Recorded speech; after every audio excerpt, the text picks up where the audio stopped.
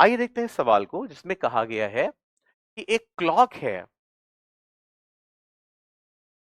it has negative charges -q, -2q, -3q up to -12q, सारे charges है हमारे पास। और वो कहाँ रखे हैं? तो they are placed at the position of corresponding numerals on the dial. Okay, तो देखिए इसका मतलब मीनिंग ये है कि मान लीजिए हमारे पास एक क्लॉक है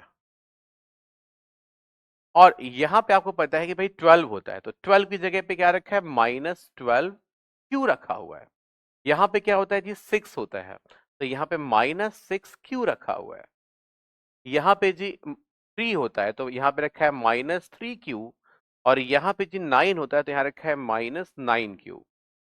ओके, ऐसे ही यहाँ पर -q, यहाँ पर -2q, यहाँ पे -4q, यहाँ पे -5q, सिमिलरली यहाँ पे -11q, -10q, और यहाँ पे -8q, और यहाँ पे -7q, ऐसे रखे हुए हैं।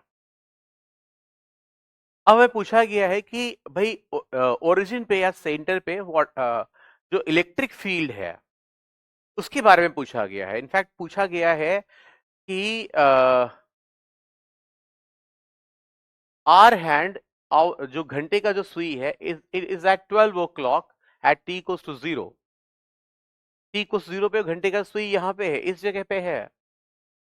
At what value of time does the R hand points in the same direction as electric field at the center? तो सबसे पहले हम निकालना इलेक्ट्रिक फील्ड कितनी होगी। अब देखिए इलेक्ट्रिक फील्ड निकालने के लिए थोड़ा सा इसको सिंप्लीफाई करते हैं। देखिए -6q की फील्ड और यहाँ पे 12 में है, तो -6q की फील्ड और -12 में भी दो चार्ज आप मान सकते हैं, -6 और -6। तो -6q की फील्ड और 12 में -6q की फील्ड कैंसिल हो जाएगी और यहां पर इफेक्टिवली बचेगा। इनफैक्ट हम कह सकते हैं भाई ये भी गायब करिए और ये भी गायब करिए, तो -6 चला गया, यहां पे बच गया -6q। इसी तरह से देखिए -3q और -9q गायब कर देते हैं। ठीक है, -3q और -9q गायब कर दिया आपस में, क्योंकि -3 कैंसिल हो गया और यहां पे बचा -6q। सिमिलरली -q और 7q आमने सामने है, तो -q और -7q आमने सामने है, तो इनको भी हटा देंगे तो यहाँ पे -6 बचेगा। -2 और -8 में भी -2 कैंसिल करेंगे तो यहाँ पे -6 बचेगा। -5 -10 नहीं, -5 के सामने -11 आएगा, इसमें भी -6 बचेगा।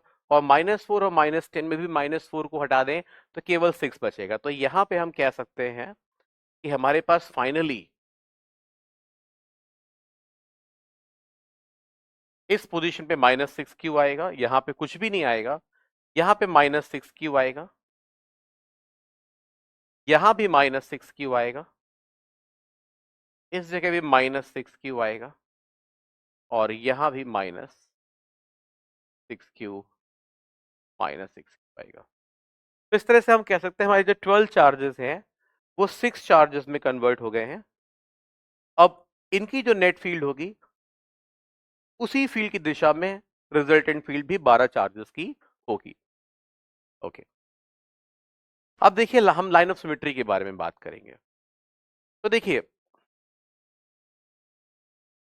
इस चार्ज की फील्ड इसकी तरफ होगी, इस चार्ज की फील्ड इसकी तरफ होगी, इस चार्ज की फील्ड इसकी तरफ,